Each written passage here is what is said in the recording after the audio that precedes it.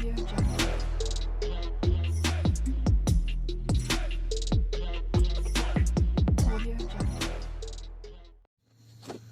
်္ဂလာပါပရိသတ်ကြီးတို့ရေကျွန်တော်တို့တီတီမြန်မာ channel ကိုကြည့်ရှုအားပေးနေတဲ့ပရိသတ်တယောက်ချင်းစီတိုင်းကိုကျေးဇူးတင်ပါတယ်ဗျာကဲဒါဆိုဒီတစ်ပတ်အတွက်လဲကျွန်တော်တို့ခဏအလှလေးတွေရဖို့အတွက်စားလိုက်ကြရအောင်ဒီနေ့မှာတော့ကျွန်တော်ကလာမဲ့16ရက်9လ2026ရက်နေ့မှာထွက်ရှိမဲ့73ကြိမ်မြောက်အတွက်ကျွန်တော်ရဲ့တွန်းနီးလေးအတိုင်း 3D တစ်ခွက်ကောင်းလေးကိုချပြပေးတော့မှာဖြစ်ပါတယ်အရင်ဆုံးတွန်းနီးလေးမစခင်မှာကျွန်တော်တို့ရဲ့ 3D မြန်မာ channel လေးကို subscribe မလုပ်ရသေးရင်လည်း subscribe လုပ်ခဲ့ပြီးဖို့တောင်းဆိုချင်ပါတယ်ဗျာကဲဒါဆိုကျွန်တော်တို့တွန်းနီးလေးကိုစားလိုက်ကြရအောင်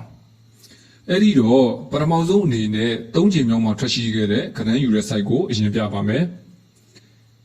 ဒီမှာဆိုရင်ကျွန်တော်တို့895ကထိပ်စီးခဏန်းဖြစ်တဲ့8ရယ်936ကခါးလေခဏန်းဖြစ်တဲ့3ညရယ်9ကနောက်ပိတ်ဖြစ်တဲ့2ရယ်ဒီခဏန်းသုံးလုံးကိုလှမ်းပေါင်းပါမယ်8ရယ်3ညရယ်ပေါင်းတော့8ရယ်2ရယ်ပေါင်းတော့3ညရပါတယ်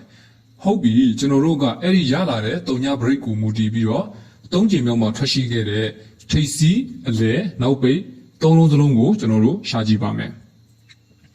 အဲ့ဒီတော့895ကခါးလေခဏန်းဖြစ်တဲ့9ရယ်629ကထိပ်စီးခဏန်းဖြစ်တဲ့6ရယ်ပြီးတော့ထိပ်စီးခဏန်းကိုရှာမှာဖြစ်တော့ထိပ်စီးပေါင်းခြင်းနဲ့ပါရမယ်ဆိုတော့963ကထိပ်စီးခဏန်းဖြစ်တဲ့9ရယ်ဒီခဏန်း3လုံးကိုကျွန်တော်တို့လှမ်းပေါင်းကြည့်ပါမယ်9ရယ်6ရယ်ပေါင်းတော့9ရယ်9ရယ်ပေါင်းတော့3ညရပါတယ်ဟုတ်ပြီဒါဆိုခါးလေခဏန်းတွေကျွန်တော်တို့ဆက်ရှာကြည့်ပါမယ်ဒါဆို9ကနောက်ပိတ်ခဏန်းဖြစ်တဲ့2ရယ်629ကခါးလေခဏန်းဖြစ်တဲ့2ရယ်ခါးလေခဏန်းရှာမှာဖြစ်တဲ့အတွက်ခါးလေပေါင်းခြင်းနဲ့ပါရမယ်ဆိုတော့963ကခါးလေခဏန်းဖြစ်တဲ့6ရယ်ဒီခဏန်း3လုံးကိုကျွန်တော်တို့လှမ်းပေါင်းကြည့်ပါမယ်2ရယ်ပေါင်းတော့4ရယ်6ရယ်ပေါင်းတော့3ညရရှိပါတယ်โอเคဒါဆိုကျွန်တော်တို့နောက်ပိတ်ခဏန်းအတွက်ဆက်သွားကြည့်ပါမယ်936ကနောက်ပိတ်ခဏန်းဖြစ်တဲ့6ရယ်9က9ရယ်629ကခါးလေခဏန်းဖြစ်တဲ့2ရယ်နောက်ပိတ်ရှာတာဖြစ်လို့နောက်ပေါင်းခြင်းလည်းပါရမယ်ဆိုတော့963ကနောက်ပိတ်ဖြစ်တဲ့3ရယ်ဒီခဏန်းလေးလုံးကိုကျွန်တော်တို့ဆက်ပေါင်းကြည့်ပါမယ်ရှေ့ပိတ်နဲ့ခါးလေမှာကျွန်တော်တို့က3လုံးစီယူခဲ့ပေမဲ့ဒီနောက်ပိတ်ခဏန်းအတွက်ကိုတော့ကျွန်တော်တို့4လုံးစီယူပြီးတော့ကျွန်တော်တို့ပေါင်းကြည့်ပါမယ်အဲ့ဒီတော့6ရယ်9ရယ်ပေါင်းတော့9ရယ်2ရယ်ပေါင်းတော့9ရယ်3ရယ်ပေါင်းတော့3ညရပါတယ်အဲ့ဒီတော့3ချိန်မြောက်မှာ963ထွက်ရှိခဲ့ပါတယ်ဟုတ်ပြီဒါဆိုကျွန်တော်တို့ဒီ pattern လေးအတိုင်းပဲ10ချိန်မြောက်တော့ကိုဆက်ပြီးတော့ရှာကြည့်ပါမယ်အဲ့ဒီတော့866ကထိပ်စီးခဏန်းဖြစ်တဲ့8ရယ်3939ကခါးလေခဏန်းဖြစ်တဲ့3ညရယ်914ကနောက်ပိတ်ခဏန်းဖြစ်တဲ့4ရယ်ဒီခဏန်း3လုံးကိုကျွန်တော်တို့လှမ်းပေါင်းကြည့်ပါမယ်8ရယ်3ညရယ်ပေါင်းတော့8ရယ်4ရယ်ပေါင်းတော့2ရပါတယ်ဟုတ်ပြီကျွန်တော်တို့ကအဲ့ဒီရလာတဲ့2 break ကိုမူတည်ပြီး3ချိန်မြောက်မှာတွက်ခဲ့တဲ့တွန်းနီးလေးအတိုင်းပဲအခု10ချိန်မြောက်ကိုလည်းကျွန်တော်တို့ထိပ်စီးရယ်အလဲရယ်နောက်ပိတ်ရယ်3လုံးစလုံးကိုဆက်ရှာကြည့်ပါမယ်အဲ့ဒီတော့866ကခါးလေခဏန်းဖြစ်တဲ့6ရယ်612ကထိပ်စီးခဏန်းဖြစ်တဲ့6ရယ်ပြီးတော့ထိပ်စီးခဏန်းကိုရှာမှာဖြစ်လို့ထိပ်စီးပေါင်းခြင်းနဲ့ပါရမယ်ဆိုတော့3999ကထိပ်စီးခဏန်းဖြစ်တဲ့3ညရဲ့ဒီခဏန်း3လုံးကိုကျွန်တော်တို့လှမ်းပေါင်းပါမယ်6ရယ်ပေါင်းတော့2ရယ်3ညရဲ့ပေါင်းတော့2ရပါတယ်ဟုတ်ပြီဒါဆိုခါးလေခဏန်းကိုဆက်သွားကြည့်ပါမယ်အဲ့ဒီတော့914ကနောက်ပိတ်ခဏန်းဖြစ်တဲ့4ရယ်612ကခါးလေခဏန်းဖြစ်တဲ့1ရယ်ခါးလေခဏန်းရှာမှာဖြစ်လို့ခါပေါင်းခြင်းနဲ့ပါရမယ်ဆိုတော့3ည9ကခါးလေခဏန်းဖြစ်တဲ့9ရယ်ဒီခဏန်း3လုံးကိုလှမ်းပေါင်းပါမယ်4ရယ်1ရယ်ပေါင်းတော့9ရယ်9ရယ်ပေါင်းတော့2ရရှိပါဖြစ်ပါတယ်โอเคဒါဆိုနောက်ပိတ်ခဏန်းတွေကျွန်တော်တို့ဆက်သွားကြည့်ပါမယ်3939ကနောက်ပိတ်ခဏန်းဖြစ်တဲ့9ရယ်914က9ရယ်612ကခါးလေခဏန်းဖြစ်တဲ့1ရယ်နောက်ပိတ်ရှာတာဖြစ်လို့နောက်ပေါင်းခြင်းနဲ့ပါရမယ်ဆိုတော့3999ကနောက်ပိတ်ဖြစ်တဲ့9ရယ်ဒီခဏန်းလေးလုံးကိုကျွန်တော်တို့လှမ်းပေါင်းကြည့်ပါမယ် ယခုပက်တန်လေးဟာကျွန်တော်တို့အရှိကတွက်ခဲ့တဲ့တပုံစံနဲ့ယူပြီးတော့ဆက်ပြီးတော့တွက်ကြည့်တာဖြစ်ပါတယ်အဲ့ဒီတော့9ရယ်9ရယ်ပေါင်းတော့4 4ရယ်1ရယ်ပေါင်းတော့5 5ရယ်9ရယ်ပေါင်းတော့2ရပါတယ်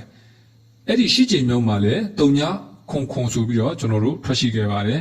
ဒါဆိုရင်ဒီပက်တန်လေးတိုင်းတွက်လာတာ3ချိန်မြောက်ရော8ချိန်မြောက်တွေရောကျွန်တော်မှန်နေခဲ့ပြီဖြစ်ပါတယ်ဒါဆိုကျွန်တော်တို့လာမယ့်73ချိန်မြောက်အတွက်ဆက်ပြီးတော့ရှာကြည့်ပါမယ်